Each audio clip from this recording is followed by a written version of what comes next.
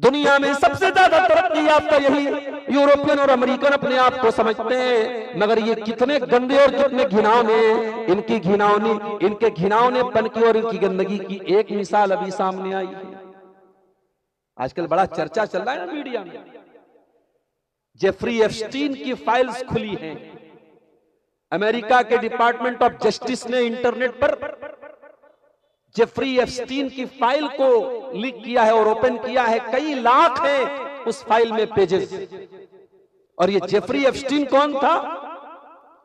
ये बहुत बड़ा सेक्सुअल क्रिमिनल था। इसने अपना आइलैंड बनाया था और 8-8 साल की, 9-9 साल की, 10-10 साल की बच्चियों को किडनैप करता था, उनके साथ रेप करता था, उन्हें सताता था, उनके साथ जिनसी दरिंदगी करता था। यहां तक उसके ऊपर इल्जाम है छोटे बच्चों को कत्ल करके उनका गोश्त खाता था। ये दरिंदे, ये इंसानियत के नाम पे ये बदनुमा दाग, और ये दुनिया को कहते हैं कि साहब हम तरक्की याफ्ता हैं, हम सिविल्ड हैं, हम तहजीब याफ्ता हैं। इनकी तहजीब पर थू, इनकी थकाफत पर थू, इनके कल्चर पर थू। इस्लाम 1400 साल पहले जिस कल्चर को पेश करता है मेरे प्यारे साथी, तो एक मुकद्दस कल्चर है। ये जेफरी एप्स्टीन की जगह कोई मुसलमान होता तो अब तक पूरा मीडिया चिल्लाता, इस्लाम तो यही तालीम देता है, मुसलमान तो ऐसे ही होते हैं। क्योंकि वो यहूदी है इसलिए दुनिया खामोश बनी हुई है। मेरे प्यारे साथियों, इस्लाम तो वो दीन है जो छोटे बच्चों के साथ रेप करना तो बड़ी दूर की बात है। इस्लाम तो इतना पाक साफ दीन है कि जब आपके बच्चे 7 साल के हो जाएं, कुरान कहते, अल्लाह के नबी फरमाते मुरू औलादकुम बिस्सलाति वहुम अब्नाउ सबीन, जब तुम्हारे बच्चे 7 साल के हो जाएं उनको नमाज का हुक्म दे दो। वज़रिबूहुम अलैहा वहुम अब्नाउ अश्र, और जब 10 साल के हो जाएं तुम्हारे बच्चे तो उनको नमाज न पढ़ने पर उनकी पिटाई करो। वफ़र्रिकू बैनहुम फिल मज़ाज, और उनके बिस्तर अलग कर दो। 10 साल का लड़का हो गया, 10 साल की लड़की हो गई, अभी वो नाबालिग है, अभी वो बालिग भी नहीं हुए, मगर इस्लाम कितना पाकीज़ा दीन है, इस्लाम कितना साफ सुथरा दीन है, और इस्लाम गंदगी और बदकारी को कितना नापसंद करता है कि नबी ने हुक्म दिया कि जब तुम्हारे बच्चे 10 साल के हो जाएं तो बिस्तर अलग कर दो लड़का लड़की के, ताकि अब वो समझदार होने लगे, वो टीनेजर होने लगे, अब कहीं उनके अंदर कोई गलत ख्याल ना पैदा होने लगे, कहीं ऐसा ना हो कि भाई अपनी बहन के साथ किसी तरीके का गलत ख्याल उसके दिल में आ जाए। और आज हो रही घटनाएं, भाई बहन के दरमियान भी घटनाएं हो रही। एक चादर में 2 लड़कों को, 2 लड़कियों को भी सोने से मना किया गया। औरत को मना किया गया बगैर महरम के सफर न करे। औरत को मना किया गया ऐसे घर में रात न गुजारे जिस घर में उसका कोई महरम न हो। औरत को मना किया गया कि हज और उम्रा जैसी इबादत भी वो बगैर महरम के नहीं कर सकती है। ये तालीम इस्लाम ने दी है, क्योंकि इस्लाम अल्लाह का दीन है और अल्लाह के दीन पे चलने वाला छोटे बच्चों के साथ ज्यादती नहीं कर सकता है। और आज दुनिया को तहजीब का पाठ पढ़ाने वाले ये गंदे और घिनौने लोग, छोटी छोटी बच्चियां भी इनके यहाँ सुरक्षित नहीं है। और आज इंडिया के हालात भी बहुत अच्छे नहीं है। मीडिया की रिपोर्ट है, बहुत बड़ी तादाद में हमारे भारत की राजधानी दिल्ली से छोटी छोटी बच्चियां गायब हो रही हैं, छोटे छोटे लड़के गायब हो रहे हैं।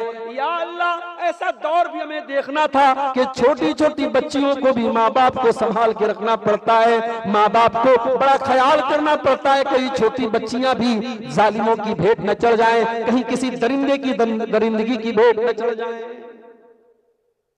इस्लाम तो वो दीन है मेरे प्यारे साथी, जो गरीबों, कमजोरों, यतीमों का सहारा बनता है।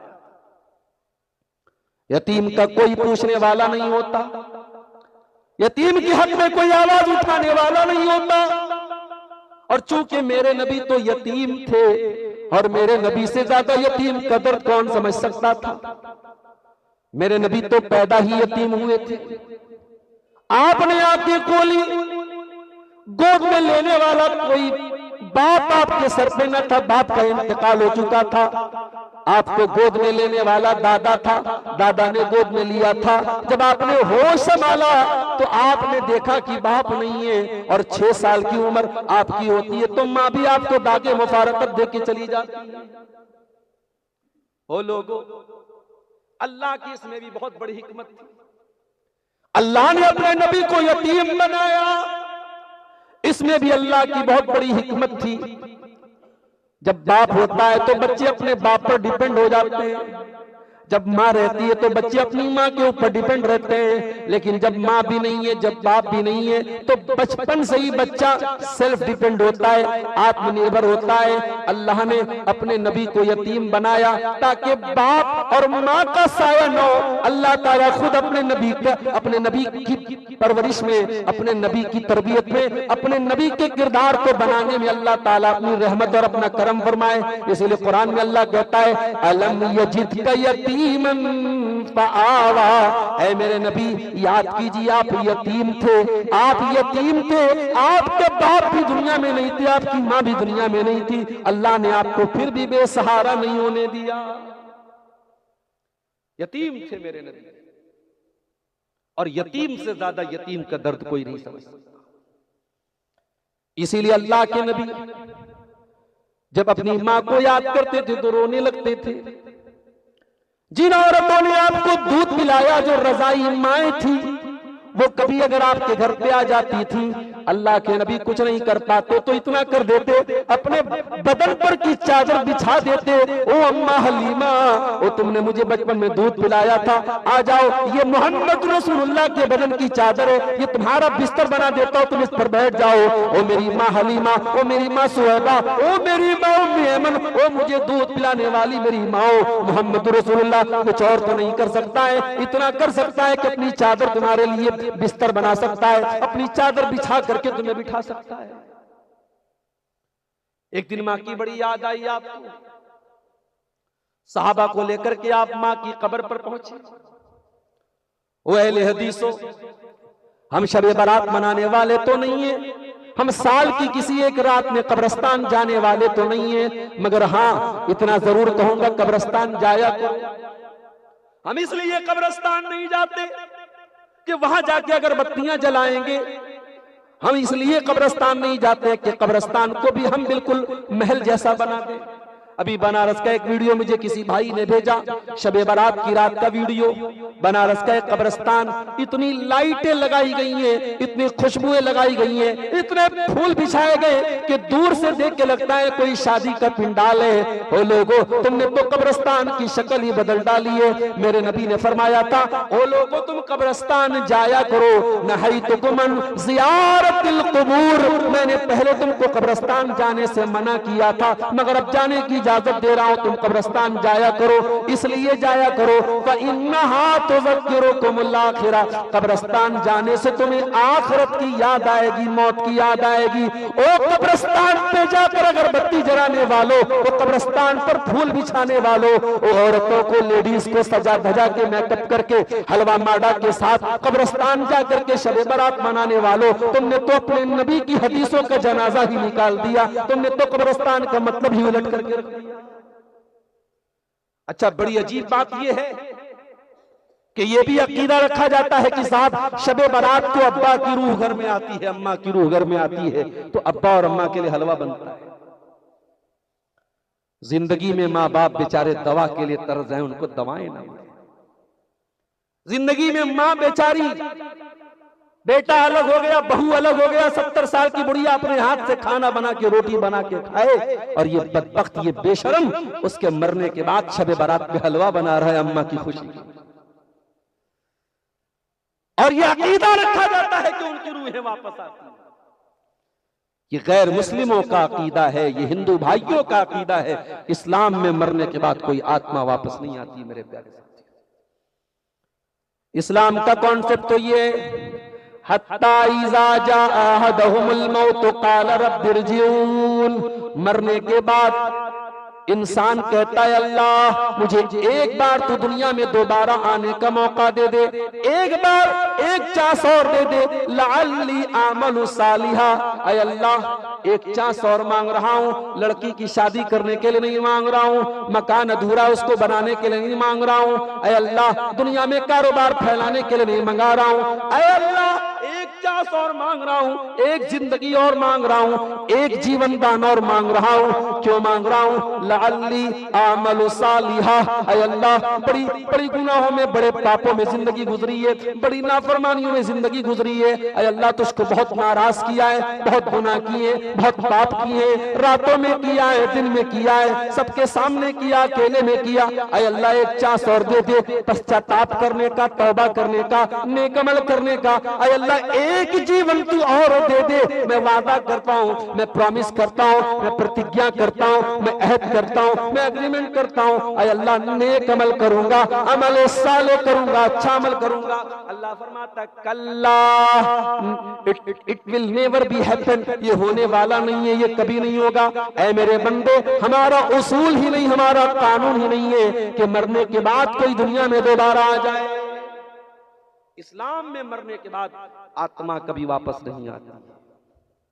ये तो हमारे यहाँ बॉलीवुड की फिल्मों और टीवी सीरियलों की वजह से एक धारणा आई है कि साहब आत्मा वापस आती। नहीं, गलत बात है, फर्जी बात है। और कोई कैसे भी मर जाए, एक्सीडेंट से मर जाए, सुसाइड कर ले, गाड़ी गिर जाए, जल जाए, किसी भी तरीके से कोई मर जाए, किसी की मरने के बाद किसी की आत्मा नहीं आती है, किसी की रूह नहीं आती है, और कोई भूत भी नहीं आता है। इस्लाम में भूत का भी कोई कॉन्सेप्ट नहीं है। इस्लाम में जिन का कॉन्सेप्ट है। इस्लाम ये कहता है कि इंसान के साथ साथ दुनिया में एक मखलूक और है जिसका नाम जिन है। इंसान मिट्टी से बना है, जिन आग से बने हैं, और इब्लीस जो है वो उसी जिन्नात में से, वो जिन में से, इब्लीस भी जिन है। तो जिन में अच्छे भी होते हैं, बुरे भी होते हैं, नमाज पढ़ने वाले भी होते हैं, बेनमाजी भी होते हैं, अच्छे भी होते हैं, बुरे भी होते हैं। तो जिन होते हैं, भूत प्रेत नाम की कोई चीज दुनिया में नहीं। नबी ने कहा था कब्रिस्तान जाया। सहाबे किराम को लेके मां की कब्र पे आप गए। 6 साल की उम्र में जिस मां को खोया था, अपनी मां को याद किया आपने, माँ की ममता को याद किया, माँ का प्यार याद आया। मोहम्मद रसूलुल्लाह की आंखों से आंसू बहने लगे, आप रोने लगे, और आपको रोता हुआ देख करके सहाबे किराम की आंखों से भी आंसू बहने लगे, सहाबे किराम भी रोने लगे। आपने फरमाया, ओ मेरे सहाबा, तुम्हें मालूम है मैं क्यों रो रहा हूँ? मैंने अल्लाह ताला से इजाजत मांगी थी, अल्लाह मैं अपनी माँ की कब्र पे जाना चाहता हूँ। अल्लाह ने मुझे अपनी माँ की कब्र पे जाने की तो इजाजत दे दी, और मैंने इजाजत मांगी, ऐ अल्लाह मैं अपनी माँ की मग़फ़िरत की दुआ करना चाहता हूं। अल्लाह ने मुझे अपनी मां की मग़फ़िरत की दुआ करने की इजाजत नहीं दी। अगर आपकी मां तौहीद पर मरी है, और आप जब दुआ के लिए हाथ उठाएं और अपनी मां की मग़फ़िरत की दुआ कर सकते हैं, तो आप खुशनसीब हैं मेरे प्यारे साथियों। अगर आपके बाप का इंतकाल तौहीद पर हुआ है तो आप खुशनसीब हैं, वरना जिसकी मां बेचारी इस्लाम पर न मरे, जिसके बाप का इंतकाल तौहीद पर न हो, वो बदनसीब अपने माँ बाप के लिए मग़फ़िरत की दुआ भी नहीं कर सकता। हमारे एक दोस्त है मुंबई में, गैर मुस्लिम से वो उन्होंने इस्लाम कबूल किया है, बड़ा अच्छा दावती काम भी वो करते हैं। वो मुंबई में रहते हैं, लेकिन रहने वाले बनारस के करीब में एक जगह चंदौली है, चंदौली के वो रहने वाले। एक मर्तबा बनारस में एक सफर में वो आए थे, तो ऐसी बात निकली, तो मैंने पूछा कि आप तो इस्लाम ले आए, आपके माँ बाप का क्या मामला है, क्या आपके माँ बाप भी इस्लाम ले आए? उनकी आंखों में आंसू आ गए। कहा, शेख साहब मेरे बाप तो इस्लाम ले आए हैं, मां मेरी इस्लाम नहीं लाई है। मैं समझा रहा हूं, कोशिश कर रहा हूं, तबलीग कर रहा हूं, लेकिन अभी तक मेरी मां इस्लाम नहीं लाई है। मुझे डर है कहीं उसका खात्मा कहीं कुफ्र के ऊपर ना हो जाए। मौलाना दुआ कीजिए मेरी मां को भी अल्लाह ताला ईमान की दौलत दे दे। इतना कह करके वो ज़ारो कतार रोने लगे। मेरे प्यारे साथियों, ये कितनी बड़े बदनसीबी की बात है कि इंसान अपनी माँ की मग़फ़िरत की दुआ न कर सके। मोहम्मद रसूलुल्लाह की आंखों में आंसू हैं, आप रो रहे हैं और आप कह रहे हैं कि अपनी माँ की मग़फ़िरत की दुआ नहीं कर सकता, अल्लाह ने मुझे मना कर दिया है। और इससे यह भी पता चलता है अल्लाह के फैसले के आगे मोहम्मद रसूलुल्लाह भी मजबूर है, अल्लाह के फैसले के आगे आपकी भी नहीं चलती है। अगर अल्लाह ने मना कर दिया है कि ऐ नबी आप अपनी माँ की मग़फ़िरत की दुआ नहीं कर सकते, तो नबी भी अब उसके आगे कुछ नहीं कर सकते, नबी का भी इख्तियार नहीं है। मेरे अल्लाह के नबी यतीम थे और यतीम का दर्द आपसे बेहतर कौन समझता था? इसीलिए आपने फरमाया अना वकाफिलुल यतीम कहातैन, यतीम को पालने वाला और यतीम की परवरिश करने वाला मेरे साथ जन्नत में जाएगा। कैसे जाएगा? आपने अपनी दोनों उंगलियों से इशारा करके फरमाया कहातैन, जैसे ये दोनों बीच वाली उंगली और शहादत की उंगली, ये दोनों उंगलियां बिल्कुल सटी हुई हैं, बिल्कुल लगी हुई हैं, मेरे साथ जन्नत में जाएगा यतीम को पालने वाला। कुरान कहता है अगर तुम दीनदारी का दावा करते हो, तुम अपने आप को दीनदार कहते हो, फज़ालिकल्लज़ी यदुल यतीम, तुम यतीम का हक मारते हो, तुम यतीम के साथ अत्याचार करते हो, तुम यतीम को दबाते हो, तुम दीनदार नहीं बन सकते। वो दिया चोरी वालों, आज आपके इलाके में आता हूं, कोई कहता है मौलाना ग्रुप लोन पर तकरीर जरूर कीजिएगा। मैंने पूछा ये ग्रुप लोन क्या होता है? बोले 25,000 30,000 की रकम होती है जो लोन ली जाती है, लोन ली जाती है और ये लोन औरत के नाम पे लिया जाता है, इसकी EMI भी औरत से चुकाई जाती है और वो आता है बैंक वाला लोन देने वाला, वो औरत ही से बात करता है। यानी एक तो करेला है ऊपर से नीम चढ़ा, एक तो लोन और सूद वो खुद अपने आप में बहुत बड़ा अजाब है। जिस बस्ती और जिस सोसाइटी में सूद और ब्याज आ जाए मेरे प्यारे साथियों, उस सोसाइटी में मकान चाहे अच्छे बन जाएं, उस गांव में चाहे लोगों का लाइफ स्टाइल अच्छा हो जाए, मगर उस गांव से उस टाउन से उस बस्ती से बरकत खत्म हो जाएगी। और ये भी कान खोल के सुन लो, ब्याज लेने वाला जितना बड़ा अपराधी है, ब्याज देने वाला भी उतना ही बड़ा अपराधी है। आप अगर ये कहते हैं मौलाना साहब हमारी मजबूरी है, हम ग्रुप लोन नहीं लेंगे तो हमारा काम नहीं चलेगा, तो आओ मैं बताता हूं मजबूरी किसको कहते हैं। मजबूरी किसको कहते हैं सुन लीजिए आप। कुरान कहता है इन्नमा हर्रमा अलैकुमुल मैतत वद्दम वलहमल खिंजीर, अल्लाह ने तुम्हारे ऊपर बहता हुआ खून हराम किया है, खून नहीं पी सकते तुम। अल्लाह ने तुम्हारे ऊपर मुर्दार हराम किया है, मरे हुए जानवर का तुम गोश्त नहीं खा सकते जो खुद ब खुद मर गया हो, चाहे वो जानवर हलाल हो, बकरा हो, दुम्बा हो, मुर्गा हो, जो खुद ब खुद मर गया, जिसको ज़बा तुमने नहीं किया, वो मुर्दार है, मरा हुआ, उसका तुम गोश्त नहीं खा सकते। वलहमल खिंजीर, तुम सूअर का गोश्त नहीं खा सकते।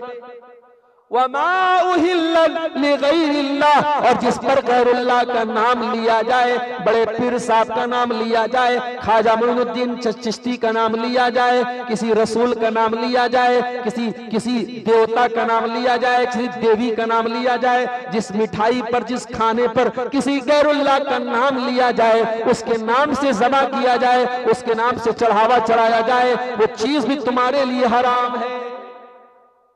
कुछ हराम खोर किस्म के मुसलमान कहते हैं बिस्मिल्लाह पढ़ के सब खा लो, बिस्मिल्लाह पढ़ के तो सूअर भी खा जा। ये कुछ हराम खोर लोगों की दलील है। वो कहते हैं साहब हमारे यहाँ फला जगह से जो है लड्डू आया और मीठा आया, हमें मालूम है कि वो जो है देवी के नाम पे और देवता के नाम पे और गैरुल्लाह के नाम पे चढ़ाया गया था, मगर हम तो बिस्मिल्लाह पढ़ के खा लेते हैं। तो बिस्मिल्लाह पढ़ के तो सूअर क्यों नहीं खा जाता, तो कुत्ता क्यों नहीं खा जाता?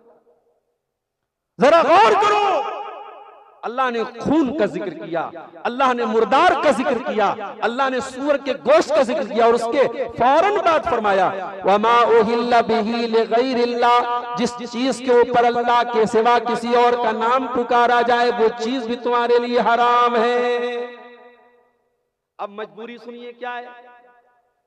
अब एक इंसान भूखा मर रहा है, उसके सामने खाने की कोई चीज नहीं है, मरा हुआ मुर्गा का गोश्त है, मरे हुए बकरे का, मुर्दार बकरे का गोश्त है, या सूअर का गोश्त है, उसकी जान जा रही है। ऐ अल्लाह, तूने तो हराम कर दिया है मुर्दार का गोश्त, तूने तो हराम कर दिया है सूअर का गोश्त, तूने तो हराम कर दिया है वो तमाम चीजें जिसके ऊपर गैरुल्लाह का नाम लिया जाए। ऐ अल्लाह, उस इंसान की तो जान जा रही है, वो नहीं खाएगा तो मर जाएगा। ऐ अल्लाह, अब क्या करना है? फरमाया फमनिस्तुर्रा गैरा बागिन वला आदिन फला इस्मा अलैहि, अगर कोई मजबूर हो जाए, जान बचाने के लिए खाना ही पड़ जाए तो उतना खा ले जितने से जान बच जाए, उससे ज्यादा न खाए, हद से तजावुज न करे, बस उतना खा ले जितने से जान बच जाए। ओ लोगों, ओ ग्रुप लोन की लानत में और ग्रुप लोन की दलदल में फंसने वालों, मुझे बताओ, क्या ये लोन ऐसा है कि इसको नहीं लोगे तो तुम मर जाओगे? नहीं नहीं, आज हम तो शौक के लिए लोन ले रहे हैं। किसी को 1 लाख का मोबाइल लेना है, वो 10,000 महीना कमा रहा है, वो 1 लाख का मोबाइल लोन पे ले रहा है। किसी को 10 लाख की गाड़ी लेना है, 10 लाख रुपये उसके पास नहीं है, वो लोन पे गाड़ी ले रहा है। किसी को छोटे मोटे पैसे की जरूरत है, 30,000 40,000 वो लोन ले रहा है। ओ लोगों, तुम ब्याज पर लोन ले रहे हो, तुम ब्याज दे रहे हो, तुम अल्लाह की नबी की हदीस कैसे भूल सकते हो? आपने फरमाया लानल्लाहु आकिल रिबा व मुकिलहु व कातिबहु व शाहिदही, सूद खाने वाले पर भी अल्लाह की लानत, सूद खिलाने वाले पर भी अल्लाह की लानत, सूद की गवाही देने वाले पर भी अल्लाह की लानत, और सूद लिखने वाले पर भी अल्लाह की लानत। एक तो तुम ब्याज दे रहे हो, और ये बात भी नोट कर लो, ब्याज दे करके जो पैसा आएगा उस पैसे में बरकत नहीं।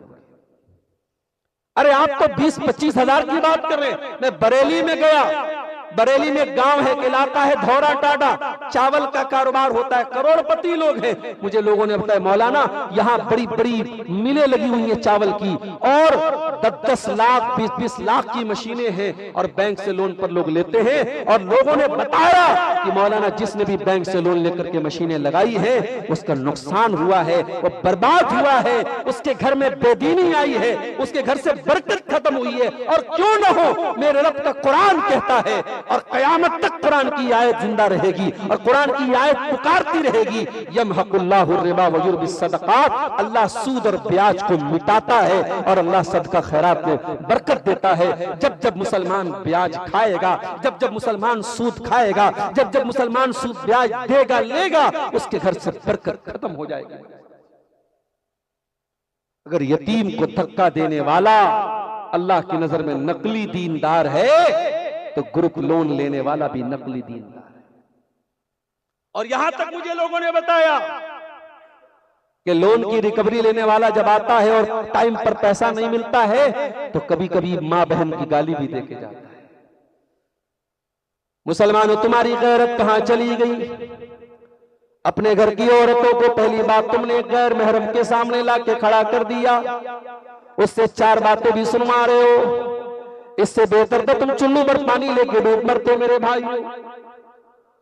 मुसलमानों, तुम गैरतमंद बनो, गैरत वाले बनो। तुम्हारी पहचान गैरत से होती है, और जो बेगैरत हो जाए वो कयामत के दिन भी अल्लाह की रहमत नहीं पाएगा। अल्लाह के नबी फरमाते कि 3 ऐसे बदनसीब लोग होंगे जिनकी तरफ कयामत के दिन अल्लाह ताला न तो देखेगा, न बात करेगा, न पाक और साफ करेगा। नंबर 1 अल-आक अल-मरअतुल मुतरज्जिला, मर्दों की नकल करने वाली, मर्दों के जैसा टाइट कपड़ा, मर्दों के जैसी चाल ढाल अपनाने वाली, और वल आक लेवाली दही, अपने माँ बाप को सताने वाला। और नंबर 3 अद्दयूस, बेगैरत मर्द, जिसकी औरत बेपर्दा घूमे, जिसकी औरत गैर महरम के सामने घूमे, जिसकी औरत फेसबुक पर फोटो लगाए, जिसकी बेटी और बहन इंस्टाग्राम पर अपने वीडियो डाले और उसको कोई फर्क न पड़े। बेगैरत किसको कहते हैं मैं बताऊं आपको? आपको इंटरनेट पर बहुत सारे बेगैरत लोग मिल जाएंगे जो इंस्टाग्राम और फेसबुक पर अपनी बीवी के नंगे होने की कमाई खाए। मुझे कभी कभी हैरत होती है कि औरत गंदे गंदे वीडियो बना रही है, गंदे वल्गर जोक बना रही है, आधे अधूरे कपड़े बना रही है, और उस वीडियो में उसका शौहर भी मौजूद है। शौहर बेचारा बत्तीसी दिखा रहा है, ही हंस रहा है। उसकी बीवी पूरी दुनिया के सामने अपने जिस्म की नुमाइश करे और शौहर बेचारा बत्तीसी दिखाए, इसका मतलब कि चंद पैसों के लिए वो शौहर बेगैरत हो चुका है। उसने अपनी बीवी की गैरत का सौदा कर लिया। बेगैरत मत बनो मेरे प्यारे साथियों, गैरत वाले बनो। हम गैरत वाले हैं, हमारी कौम गैरत वाली है, हम गैरत वाले नबी से हमारा ताल्लुक है।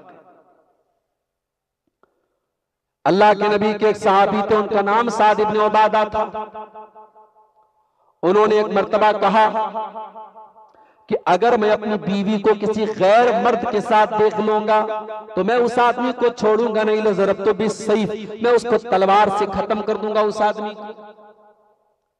सहाबे किराम ने कहा कि यार साद इब्न उबादा इतनी खतरनाक बात बोल गए कि अगर गैर मर्द के साथ बीवी को देख लेंगे, हो सकता है गैर मर्द किसी काम से आया हो, वो तो कह रहे मैं कुछ सुनूंगा ही नहीं, मैं तो तलवार से खत्म ही कर दूंगा उस आदमी को। सहाबे किराम को बड़ा ताज्जुब हुआ साद की गैरत पर। बुखारी और मुस्लिम की रिवायत है, सहाबे किराम ने अल्लाह के नबी के सामने कहा, अल्लाह के नबी साद तो बड़े गैरत वाले। आपने फरमाया अताजबून मिन गैरति साद, ओ लोगो तुम्हें हैरत हो रही है साद की गैरत पर, कान खोल करके सुन लो, मैं साद इब्न उबादा से ज्यादा गैरत वाला हूं और अल्लाह ताला मुझसे भी ज्यादा गैरत वाला है, और अल्लाह गैरत वाला है इसीलिए अल्लाह ताला ने तमाम गंदे कामों को हराम कर दिया है। अल्लाह की धरती पर ज़िना किया जाए, अल्लाह की धरती पर पाप किया जाए, अल्लाह को पसंद नहीं, अल्लाह को गवारा।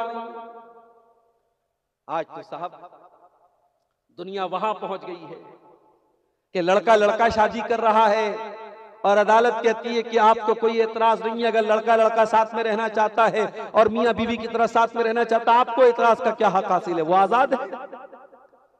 मीडिया में खबर आती है 2 लड़कियों ने आपस में शादी कर ली, एक लड़की दूसरी लड़की के साथ शादी कर रही है और मीडिया कहती है साहब उनको आजादी है। इस्लाम कहता है कि नहीं, ये आजादी नहीं है, ये गंदगी है, ये गंदगी है। मर्द का मर्द के साथ ताल्लुक बनाना, औरत का औरत के साथ ताल्लुक बनाना, ये अल्लाह के अज़ाब को दावत देना है मेरे प्यारे। अल्लाह माफ करे, अहमदाबाद में जब एयर इंडिया की फ्लाइट क्रैश हुई थी, उस एयर इंडिया की फ्लाइट में जो मुसाफिरीन बैठे थे, बाद में मीडिया की रिपोर्टों में मैंने देखा कि उन मुसाफिरों में एक मुसाफिर ऐसा भी था जो अपने गे पार्टनर के साथ सफर कर रहा था। जो लड़का लड़के के साथ संबंध बनाता है उसको इंग्लिश में गे बोलते हैं, तो वो लड़का अपने गे पार्टनर के साथ सफर कर रहा था। अल्लाह ज्यादा बेहतर जानता, हम एक अंदाजा कर सकते हैं, एक अंदाजे से एक बात कह सकते हो सकता है अल्लाह तबारक व तआला को ये हरकत और ये गुनाह इतना नापसंद आया हो कि उसी का अजाब उसने तमाम फ्लाइट के मुसाफिरों पर उतारा।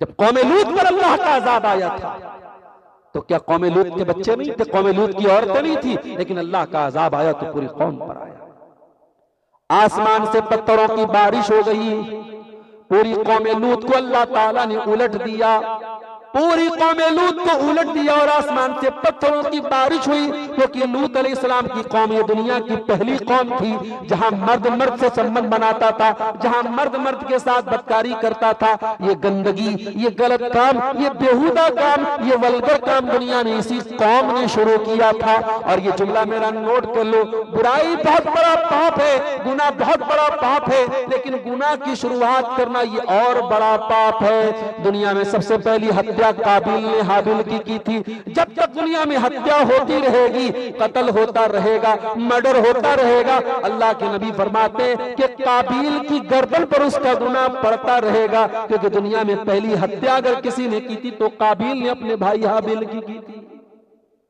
बुराई का आगाज करना, बुराई की शुरुआत करना मेरे प्यारे भाइयों, ये बहुत बड़ा पाप है और इसीलिए लूत अलैहिस्सलाम की कौम पर यह अजाब आया था मेरे प्यारे। नकली दीनदार मत बनो मेरे भाइयों, असली दीनदार। अराइतल्लज़ी युकज़्ज़िबु बिद्दीन, ऐ नबी, क्या आपने उस इंसान को नहीं देखा जो दीन को झुठलाता है? फज़ालिकल्लज़ी यदउल यतीम, जो यतीम को धक्के देता है। वला यहुज़्ज़ु अला तामिल मिस्कीन, जो गरीबों को खाना खिलाने से भी पीछे भागता है। जिसके दस्तरखान पे तरह तरह के खाने होते हैं, जो पेट भर के खाना खाता है, लेकिन अगर उसके दरवाजे पर कोई मेहमान आ जाए, उसके पड़ोस में कोई गरीब आदमी हो और वो खाना मांग ले, तो इसका खाना ही खत्म हो जाता है।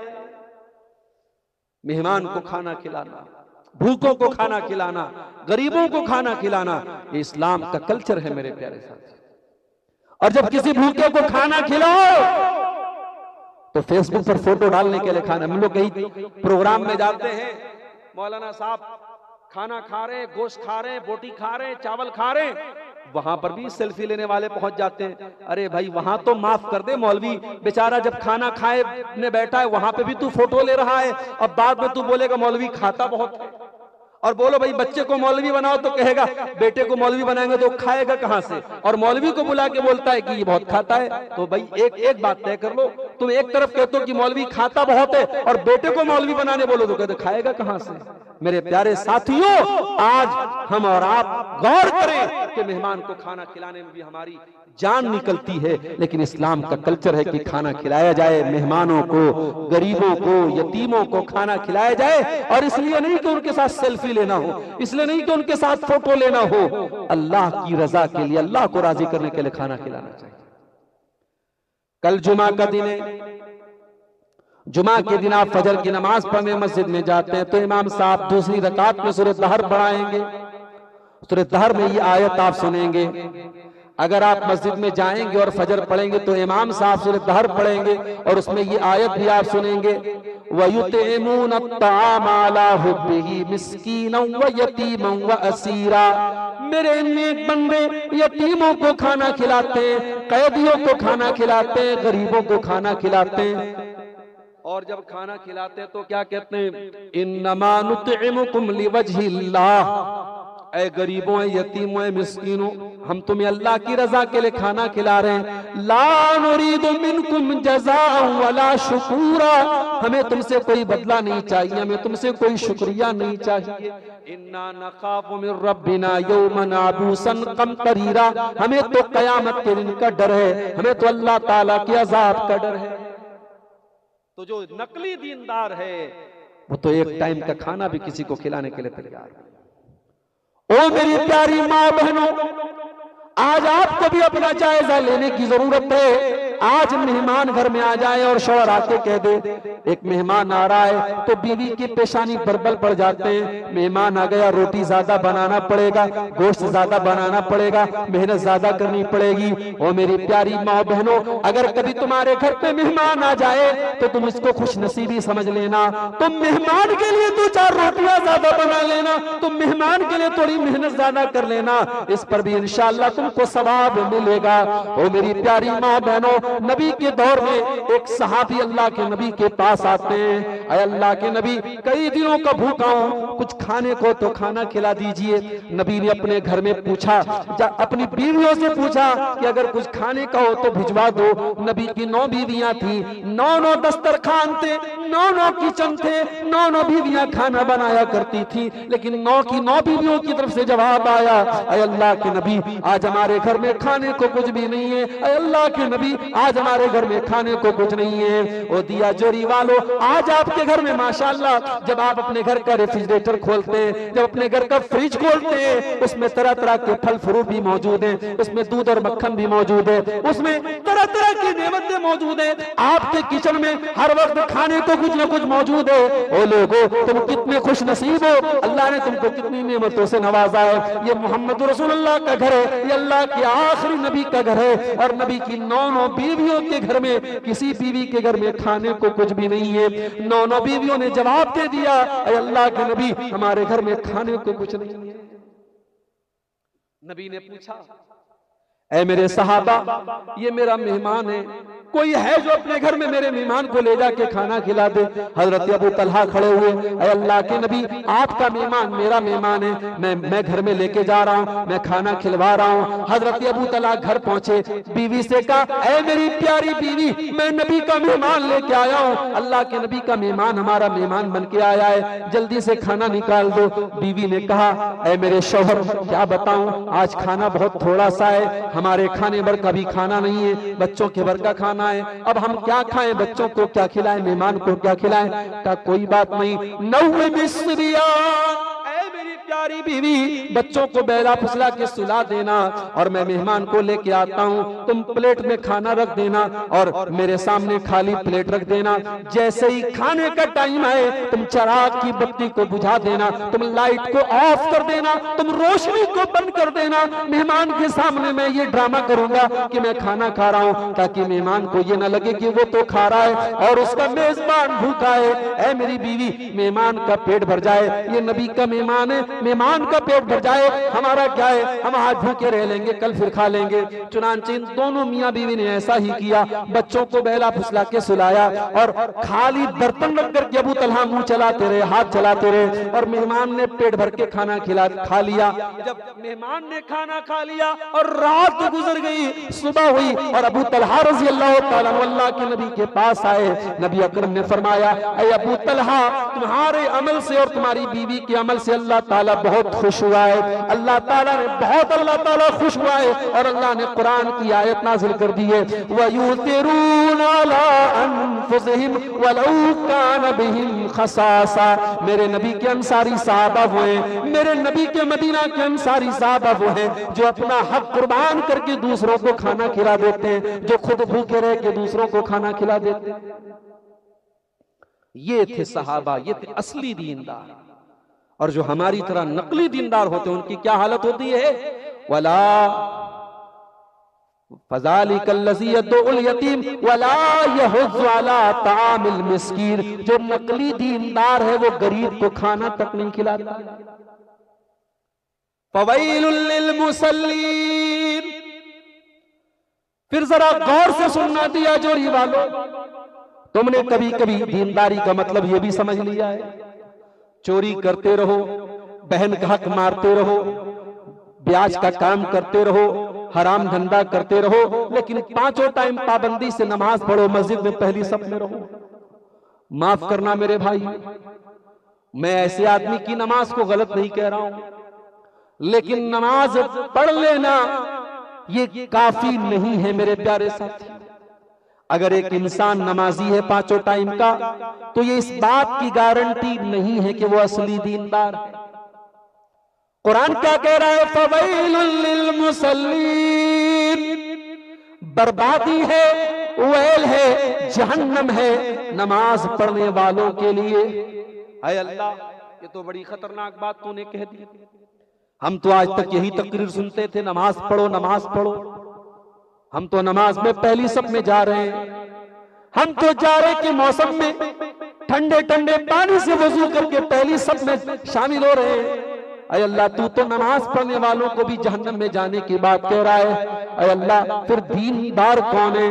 फरमाया फवैलुल लिल मुसल्लीन अल्लज़ीना हुम अन सलातिहिम साहून। मेरे बंदो, तुमने नमाज का मतलब ही नहीं समझा। अगर नमाज पढ़ने के बाद में तुम्हारे अंदर ज़नाकारी और बदकारी के जरासीम पाए जा रहे, अगर नमाज पढ़ने के बावजूद भी तुम हराम धंधे कर रहे हो, अगर नमाज पढ़ने के बाद भी तुम्हारी आंखें गंदी चीजें देख रही हैं, अगर नमाज पढ़ने के बाद भी तुम अपनी बहन का हक मार रहे हो, अगर नमाज पढ़ने के बाद भी तुम अपनी बेटियों पर जुल्म कर रहे हो, तो ओ लोगों, तुमने नमाज का मतलब ही नहीं समझा। नमाज सिर्फ कसरत करने का नाम नहीं है, नमाज सिर्फ सर झुकाने का नाम नहीं है, नमाज सिर्फ एक्सरसाइज करने का नाम नहीं है, नमाज तो दिल के साथ अल्लाह से जुड़ने का नाम है।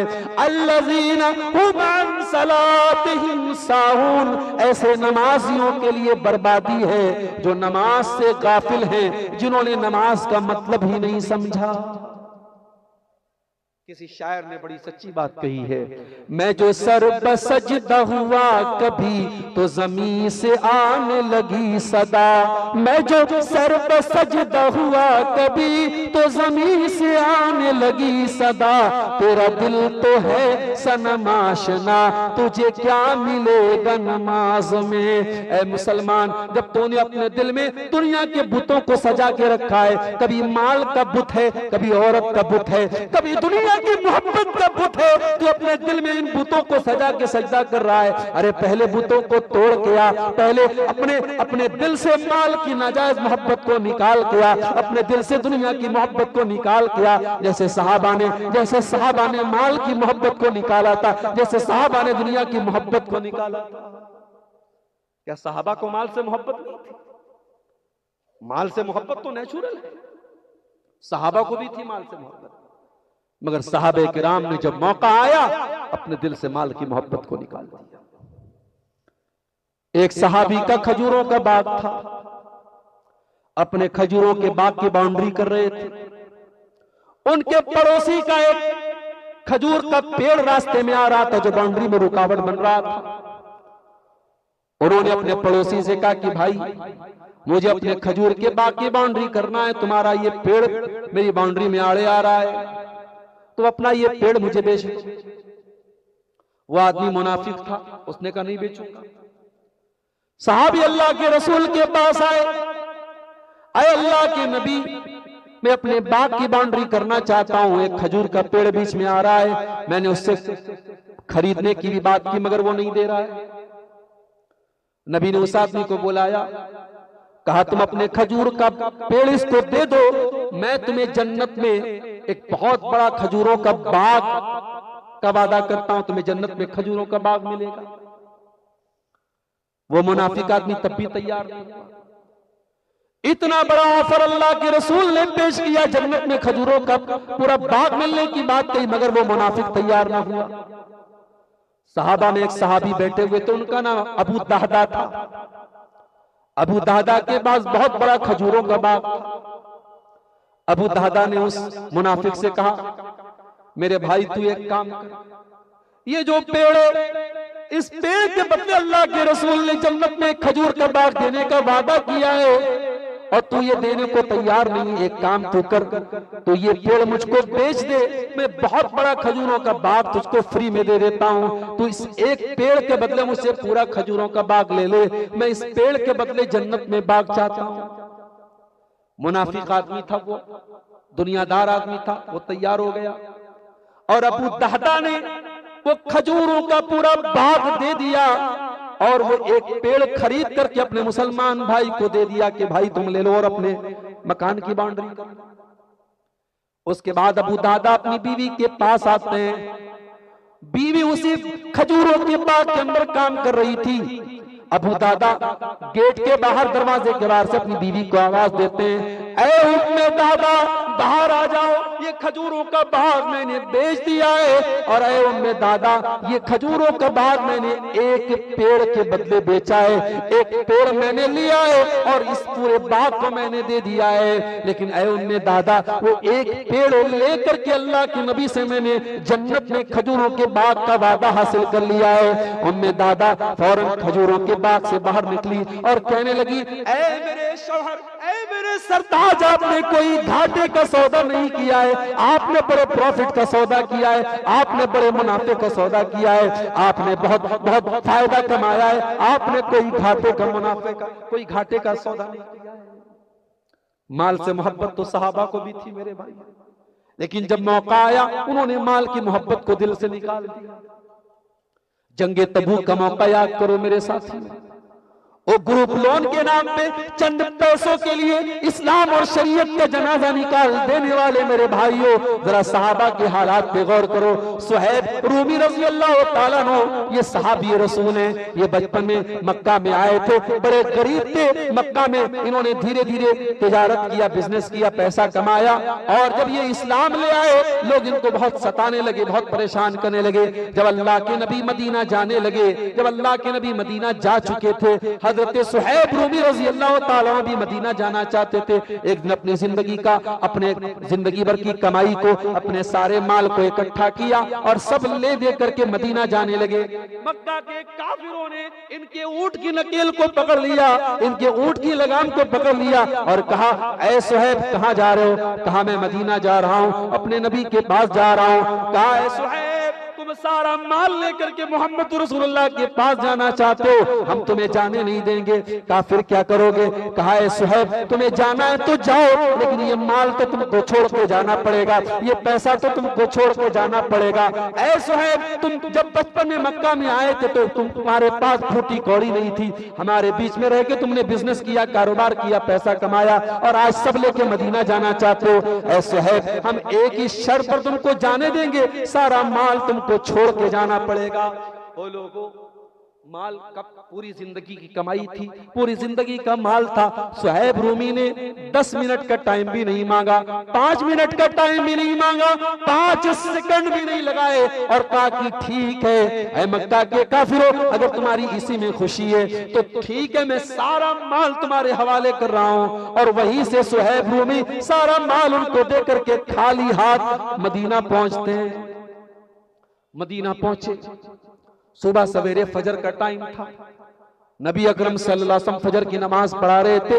सुहैब रूमी पीछे सब में जाकर के शामिल हो जाते हैं। नबी अकरम जब सलाम फेरते हैं, अपने सहाबी को देखते हैं, सुहैब रूमी को देखते हैं, अल्लाह के नबी खड़े हो जाते हैं और सुहैब रूमी की तरफ बढ़ करके उनको गले लगाते हैं और गले लगा करके पहला जुमला जो अल्लाह के रसूल की जबान से निकलता है, अल्लाह के नबी फरमाते हैं रबिहतल बैया, रबिहतल बैया। ऐ सुहैब मुझे अल्लाह की तरफ से सब बता दिया गया है। ऐ सुहैब तूने सारी जिंदगी की कमाई इस्लाम के लिए कुर्बान कर दी, तूने अल्लाह की राह में कुर्बान कर दी। ऐ सुहैब तूने कोई घाटा नहीं कमाया, तूने फायदा कमाया है, तूने फायदे का सौदा किया है। रबिहतल बई, ऐ सुहैब तेरी इस तजारत पर तुझे मुनाफा मिलने वाला है। ओ लोगों, ओ दुनिया के कैलकुलेशन पर भरोसा करने वालों, ओ दुनिया के नाप तौल पे भरोसा करने वालों, ओ दुनिया के जोड़ घटाव पे भरोसा करने वालों, मेरे रब का कैलकुलेशन तो अलग है, मेरे रब का कैलकुलेटर तो अलग है, मेरे रब का हिसाब किताब तो अलग है। सहाबे किराम ने सब गंवा करके भी कुछ नहीं गंवाया, सब कुर्बान करके भी उन्होंने अल्लाह की रजा को पा लिया। ये थे सहाबे किराम, ये असली दीनदार थे। और माफ कीजिएगा हम और आप दीनदारी के दावे हैं, मगर हमारी दीनदारी नकली है मेरे प्यारे।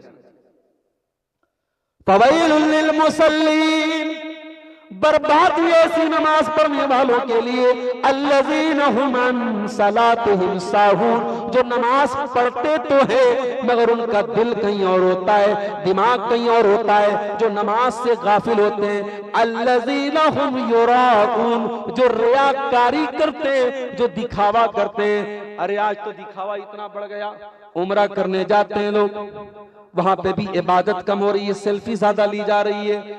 कोई तवाफ के दौरान सेल्फी ले रहा है, कोई सफा मरवा के दरमियान सेल्फी ले रहा है। बॉलीवुड की हीरोइनें भी उम्रा करने जाती हैं, वो मदीना के अंदर मस्जिद नबी की छतरियों के नीचे अपनी खूबसूरत खूबसूरत फोटो खिंचवा रही हैं। और आजकल एक नया चोचला चला है, मदीने में शादी है। मेरी बीवी एक दिन मुझसे कहने लगी कि बड़े खुश नसीब हैं वो लोग जो मदीने जाके शादी करते हैं। मैंने कहा मोहतरमा, ये आपको किसी ने मसला नहीं बताया, इस्लाम में ऐसी कोई फजीलत की बात नहीं है कि दिया जोरी को छोड़ के कोई मदीना में जाके शादी करे। इस्लाम में मदीना एक बहुत मुकद्दस शहर है, मगर आप अपनी बस्ती को छोड़ के वहां जाके निकाह करें, इसकी कोई फजीलत नहीं। और वहां निकाह के नाम पर भी बेहुदापन हो रहा है, बेहुदापन हो रहा है। दुल्हन, बेचारी दुल्हन के गेटअप में लहंगा पहन करके और बेपर्दा होकर के मस्जिद नबी के सामने, और एक तरफ लड़का बैठा है, दुल्हा बैठा है, एक तरफ दुल्हन बैठी है, और मौलवी साहब बेचारे वो कह रहे हैं कि आपका निकाह फला के साथ किया जाता है। लड़का भी कबूल है बोल रहा है, लड़की भी कबूल। हालांकि हम सब ये भी जानते हैं कि लड़की से कबूल करवाना ये इसकी कोई जरूरत नहीं है, लड़की से इजाजत ले लेना काफी है। लेकिन हमारे यहाँ बाकायदा लड़के से भी कबूल है कबूल है कबूल है करवाया जा रहा है, लड़की से भी कबूल है करवाया जा रहा है, और वो बाकायदा बगैर पर्दे के कैमरे के सामने, और मदीना के अंदर और मस्जिद नबी के सामने। ये आजकल नया चोंचला चला है। और यही नहीं, मक्के के अंदर आ जाइए, तवाफ कर रहे हैं मियाँ बीवी। अब वो जो बीवी बेचारी है, वो खाने काबा के गिलाफ पर अपना हाथ रखती है और शौहर भी हाथ रखता है और उसको सेल्फी लेकर के उसको जो है स्टेटस पे लगाते हैं कि हम ये इतना बड़ा हमने झंडा गाड़ दिया, हम खाने काबा के गिलाफ तक पहुंच गए और शौहर और बीवी दोनों का हाथ खाने काबा के गिलाफ पे। अरे अल्लाह के बंदो, ये चोंचलेबाजी और कुछ नहीं है। याद रखो, अगर आप तवाफ कर रहे हैं और आप खाने काबा तक पहुंच सकते हैं तो ठीक है, पहुंच जाइए और वहां खाने काबा से चिमट करके आप दुआ कीजिए, दुआ की फजीलत है। मगर वहां सेल्फी लेकर के हाथ खींच करके फोटो लेना, इसका कोई मतलब नहीं है और इससे कोई फजीलत साबित नहीं होती है। तो रियाकारी तो आज मेरे प्यारे साथियों, माफ करना, हमारी इबादतों में भी दाखिल हो गई है। आज हमारा बस चले तो हर नमाज के टाइम हम सेल्फी लें और मतलब आजकल तो अजीब हाल है भाई। मैं कभी कभी रमजान में देखता हूं लोग सलाम फेरने के बाद जल्दी से मोबाइल निकाल लेते हैं। ऐसा लगता है कि जैसे ही नमाज पढ़ लिया अब मैसेज आ गया कि हाँ भाई आपकी नमाज कबूल हो गई, नमाज की कबूलियत का मैसेज आ गया, इतना जल्दी लोग मोबाइल निकाल लेते। अरे भाई, दुनिया के सारे झमेलों को छोड़कर मस्जिद के गेट में आओ। जब मस्जिद में दाखिल हो तो मोबाइल और व्हाट्सएप और फेसबुक ये सब बाहर छोड़ के आओ। यहां आए हो तो अल्लाह से अपना ताल्लुक जोड़ दो। कुरान क्या कह रहा है? ये नकली दीनदारी है। फवैलुल लिल मुसल्लीन अल्लज़ीना हुम अन सलातिहिम साहून। ये नकली दीनदारों की अलामत है जो नमाज पढ़ते हैं लेकिन फिर भी गाफिल रहते हैं। अल्लज़ीना हुम युराऊन, जो दिखावे के लिए नमाज पढ़ते हैं, जो रियाकारी करते हैं। व यमनऊनल माऊन, और छोटी छोटी चीजों को भी देने से कतराते हैं। कोई पड़ोसी नमक मांगने चला आए, कोई पड़ोसी माचिस मांगने चला आए तो इतने कमजोर दिल के होते हैं कि नमक और माचिस तक देने के लिए तैयार नहीं होते हैं। वयमनऊनल माऊन, छोटी छोटी घरेलू चीजें भी ये किसी को देने के लिए तैयार नहीं होते हैं। ये नकली दीनदार होते हैं। और असली दीनदार कैसे होते हैं मेरे प्यारे साथियों? नबी के दौर में नबी के सहाबा को देखो, नबी के अहले बैत को देखो, नबी के घर वालों को देखो कि वो दीनदार कैसे थे मेरे साथियों। हजरत हुसैन रज़ी अल्लाह ताला अन्हु जो अल्लाह के नबी के नवासे थे, उनके एक बेटे थे जिनका नाम अली बिन हुसैन था। नवासे के बेटे थे ये, हमारे यहाँ इसको पर नवासा बोलते हैं। नवासे का बेटा, अल्लाह के रसूल के नवासे कौन थे? हजरत हुसैन जो करबला में शहीद हुए, उनके एक बेटे थे जो करबला में बच गए थे, उनका नाम अली बिन हुसैन था। उनको ज़ैनुल आबिदीन भी कहा जाता है। हजरत अली बिन हुसैन का जब इंतकाल हुआ तो उनके पीठ पर जब लोग गुस्ल देने लगे तो पीठ पर मोटे मोटे निशान थे। ऐसा लग रहा था कि ये जिंदगी में बड़े मोटे मोटे बोरे उठाते थे और बड़े बड़े थैले उठाते थे अपनी पीठ पर। तो लोगों को बड़ी हैरत हुई कि अली बिन हुसैन तो ऐसा कोई मेहनत का काम नहीं करते थे, इनकी पीठ पर ये बोरे के निशान कैसे? जब ये खबर धीरे धीरे पूरे मदीना में फैलने लगी, मदीना के कुछ गरीब लोगों तक ये खबर पहुंची।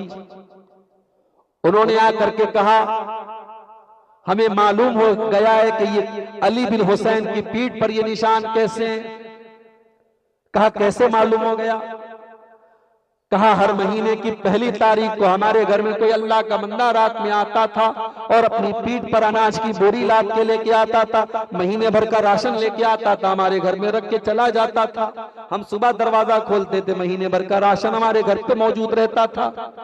कई सालों से ये सिलसिला चला रहा था, हमें मालूम भी नहीं था कि वो अनाज की बोरी लाने वाला कौन है, हमारी मदद करने वाला कौन है, हमारे घरों में चूल्हा किसकी बदौलत चल रहा है, कौन हमारे घरों के अनाज पानी का इंतजाम कर रहा है। आज अली बिन हुसैन के इंतकाल के बाद पता चला कि हमारे घरों में अनाज का वो राशन पानी पहुंचाने वाला, अनाज की वो बोरी पहुंचाने वाला कोई आम आदमी नहीं था, वो नबी का परनवासा, वो नबी के नवासे का बेटा, वो अली बिन हुसैन थे। वो अपनी पीठ पर मोटे मोटे बोरे लेके आया करते थे और हमारे घर में राशन पहुंचाया करते थे।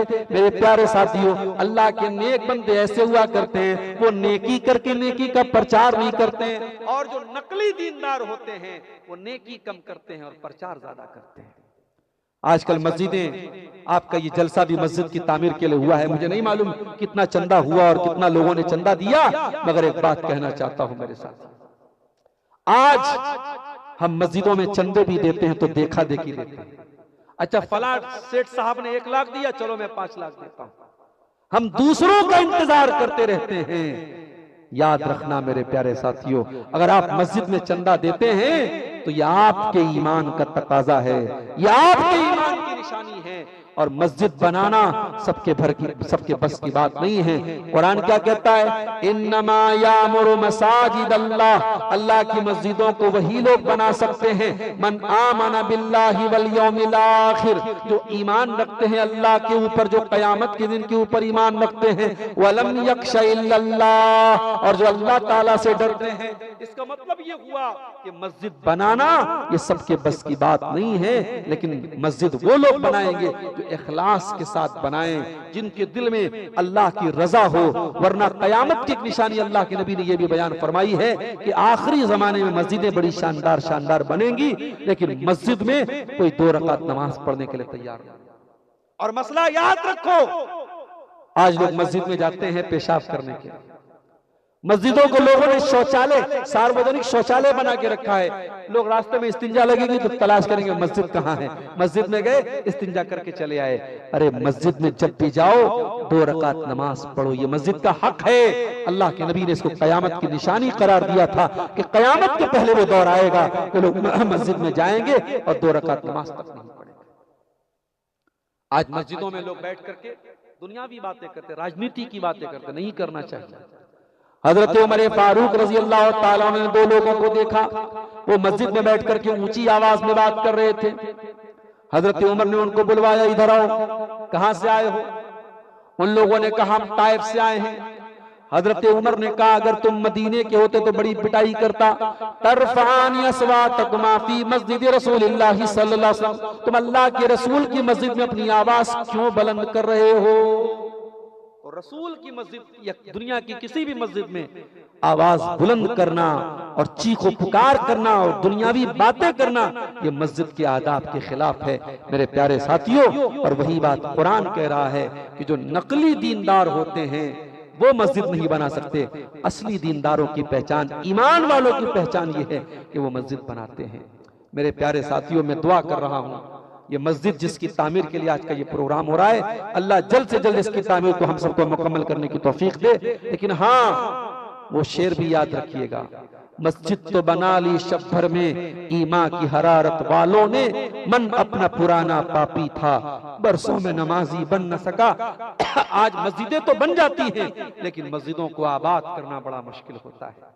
रात रात भर तकरीर सुनने वाली ये कौम फजर की नमाज में गायब रहती है। और कुछ लोग तो ये दावा करते हैं कि साहब हम बहुत बड़े कारोबारी हैं, बहुत बड़े बिजनेसमैन हैं और हमें इतनी फुर्सत नहीं मिलती कि हम नमाज पढ़ें। कुरान कहता है रिजालुल्लाह तुल्हीहिम तिजारतु वला बैउन अन जिक्रिल्लाह, अल्लाह के नेक बंदे वो होते हैं कि कारोबार भी करते हैं, बिजनेस भी करते हैं, लेकिन उनका बिजनेस और कारोबार कभी नमाज से गाफिल नहीं करता है। वो बिजनेस और कारोबार भी करते हैं और नमाज के टाइम वो नमाज पढ़ते हैं। और ऐसा क्यों करते हैं? फरमाया यखाफून यौमन ततक़ल्लबु फीहिल क़ुलूब वल अबसार, उनके दिल में कयामत का डर होता है, उनके दिल में अल्लाह का डर होता है। मेरे प्यारे साथियों, दुनिया की जिंदगी अब कम हो रही है। जिस तरीके से हालात सामने आ रहे हैं, अब कयामत बहुत करीब है। अब दुनिया का दिन ढल चुका है, दुनिया की शाम शुरू हो चुकी है। इसके पहले कि दुनिया खत्म हो जाए और कयामत आ जाए, मेरे प्यारे साथियों, हमें और आपको तौबा कर लेना चाहिए। अपने गुनाहों से, अपनी गलतियों से, अपनी खताओं से अल्लाह से तौबा कर लेना चाहिए। अल्लाह ताला हम सबको नेक अमल, अच्छी समझ की तौफीक अता फरमाए। अल्लाह रब्बुल आलमीन हमें ईमान पर साबित कदम रखे, जब तक हम दुनिया में रहें, इस्लाम पर जिंदा रहें, हमारा खात्मा ईमान पर हो, आमीन। व आखिर दावाना अनिल हम्दुलिल्लाहि रब्बिल आलमीन। वस्सलामु अलैकुम व रहमतुल्लाहि व बरकातुहू।